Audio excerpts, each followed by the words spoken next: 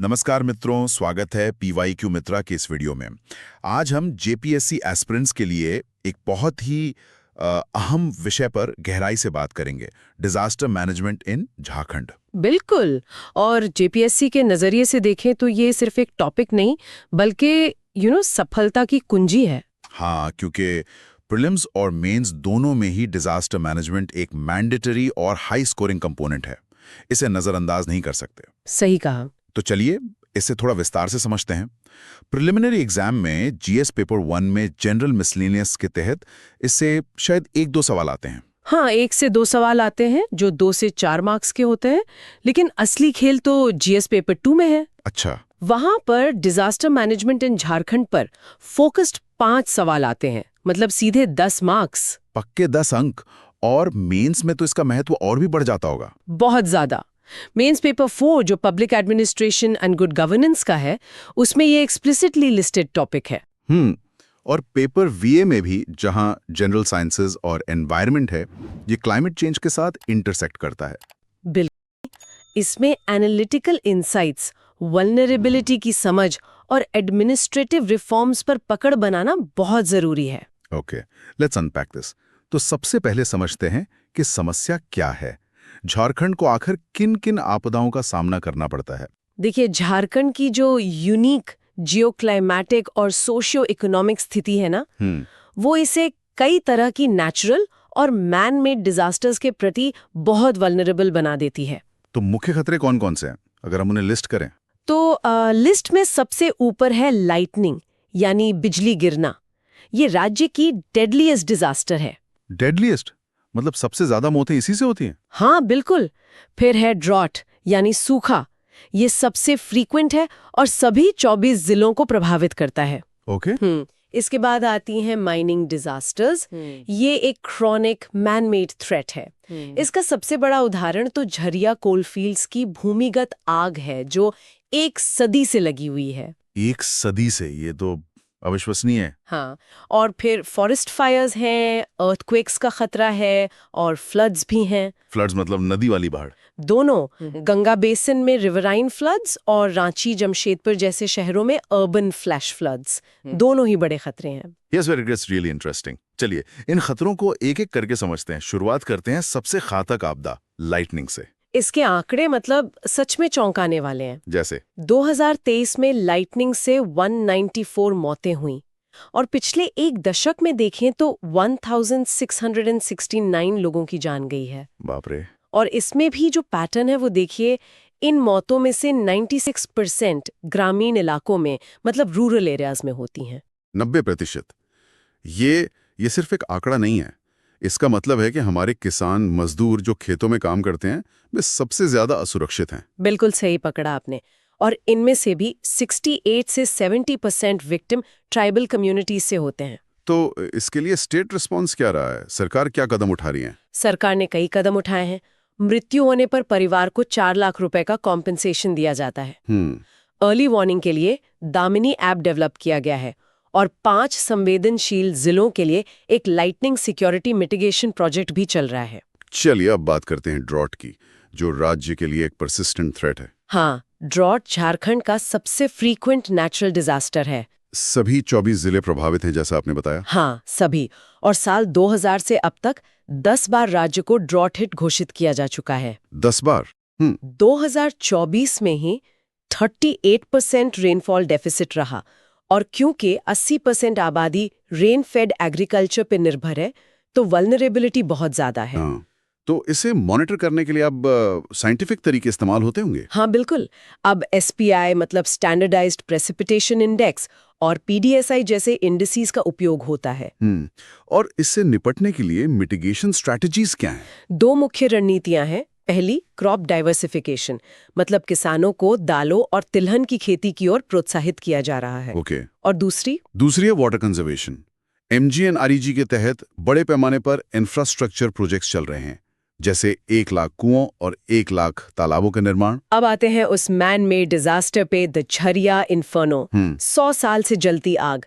इसका समाधान क्या है? इसका समाधान है दी झारिया मास्टर प्लान। अच्छा। जिसे अभी जून 2025 में 5,940 करोड़ के एलोकेशन के साथ रिवाइज किया गया है।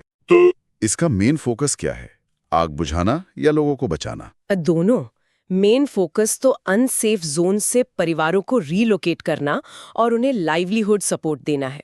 और आग बुझाने के लिए BCCL excavation and blanketing methods का उपयोग कर रही है। क्या इसके कुछ नतीजे दिखे हैं? मतलब जमीन पर कुछ असर हुआ है? हाँ बिल्कुल।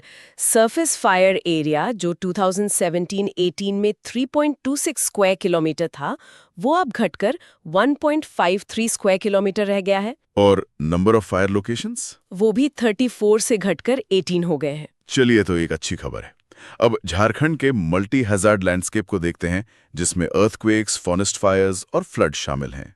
साइस्मिक वल्नरेबिलिटी की बात करें तो झारखंड को 3 जोन्स में बांटा गया है। 3 जोन? हाँ, जोन 4 जो हाई रिस्क है, उसमें 2 जिले हैं, गोड्डा और Sahibganj. Okay. Zone 3 moderate risk में 15 जिले आते हैं, और जोन 2 जो लो रिस्क है, उसमें रांची और सिंहभूम जैसे 7 जिले हैं। और फॉरेस्ट फायर्स के बारे में क्या? आपने कहा था ये ज्यादातर ह्यूमन मेड है। हाँ, 95%। जैसे महुआ के फूल या साल के बीज इकट्ठा करते समय आग लग जाती है। इसका पीक सीजन मार्च-अप्रैल है। और सबसे ज्यादा प्रभावित इलाके? वेस्ट सिंहभूम, पलामू और गरवा। और फ्लड्स? 2 तरह के फ्लड्स प्रमुख हैं। एक तो रिवराइन फ्लड्स जो गंगा नदी के कारण साहिबगंज जिले को प्रभावित करता है। और दूसरा है अर्बन फ्लैश फ्लड्स। जमशेदपुर और रांची जैसे शहरों में अनप्लान्ड अर्बनाइजेशन के कारण ये एक बढ़ता हुआ खतरा है। So what does this all mean? इन सभी खतरों से निपटने के लिए फ्रेमवर्क क्या है? चलिए अब सॉल्यूशन की बात करते हैं। हाँ, तो झारखंड का अप्रोच आइसोलेटेड एक्शंस का नहीं, बल्कि एक कंटिन्यूअस इंटीग्रेटेड प्रोसेस है। इसे डिजास्टर मैनेजमेंट साइकिल कहते हैं ना? बिल्कुल। इसका लक्ष्य है लॉन्ग टर्म रेजिलियंस बनाना। इसके 4 स्टेजेस हैं। क्या क्या? पहला मिटिगेशन, मतलब लॉन्ग टर्म रिस्क को कम करना। हाँ। दूसरा प्रिपेयर्डनेस, यानी पहले से तैयारी। तीसरा रिस्पॉन्स। हाँ, रिस्पॉन्स यानी डिजास्टर के दौरान एक्शन लेना। और चौथा रिकवरी, यानी बाद में नॉर्मैलिटी रिस्टोर करना और फ्यूचर रिस्क को कम करना। तो इस साइकिल को इम्प्लीमेंट करने के लिए इंस्टीट्यूशनल बैकबोन क्या है? गवर्नेंस स्ट्रक्चर कैसा है? एक मल्टी टियर्ड स्ट्रक्चर है। सबसे ऊपर है national disaster management authority, NDMA। और स्टेट लेवल पर? स्टेट लेवल पर है Jharkhand state disaster management authority, JSDMA। ये राज्य की सेंट्रल कोऑर्डिनेटिंग बॉडी है। इसकी स्थापना कब हुई थी? 28 मई 2010 को डिजास्टर मैनेजमेंट एक्ट 2005 के तहत। ओके। और इसके नीचे स्टेट एग्जीक्यूटिव कमेटी, फिर district disaster management authority DDMA, और सबसे ग्रास रूट लेवल पर ब्लॉक और village level disaster management committees हैं। इस काम में स्पेशलाइज्ड इंस्टीट्यूशंस की क्या भूमिका है? जैसे JSH में एक नोडल एजेंसी के तौर पर कई स्पेशलाइज्ड इंस्टीट्यूशंस के साथ मिलकर काम करती है।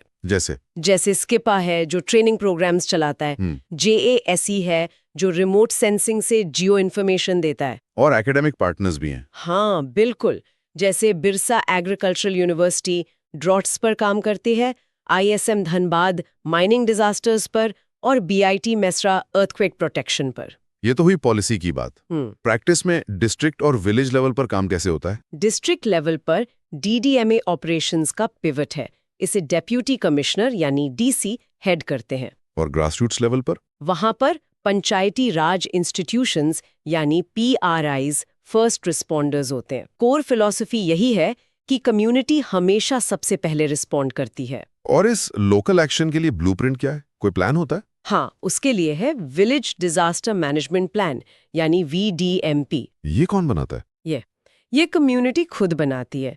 ये एक पार्टिसिपेटरी डॉक्यूमेंट है जिसमें हज़ार्ड मैप, वल्नरेबल पीपल की लिस्ट, टास्क फोर्सेस और लोकल रिसोर्सेज का पूरा विवरण होता है। Okay, let's unpack this. अब बात करते हैं टेक्नोलॉजी की। इसका रोल इसमें बहुत महत्वपूर्ण है। सबसे पहले झरिया की आग की monitoring. If we connect this to the bigger picture, technology यहाँ गेम चेंजर है। हाल ही में एक लैंडमार्क ट्राइपार्टाइट MOU साइन हुआ है। किसके बीच?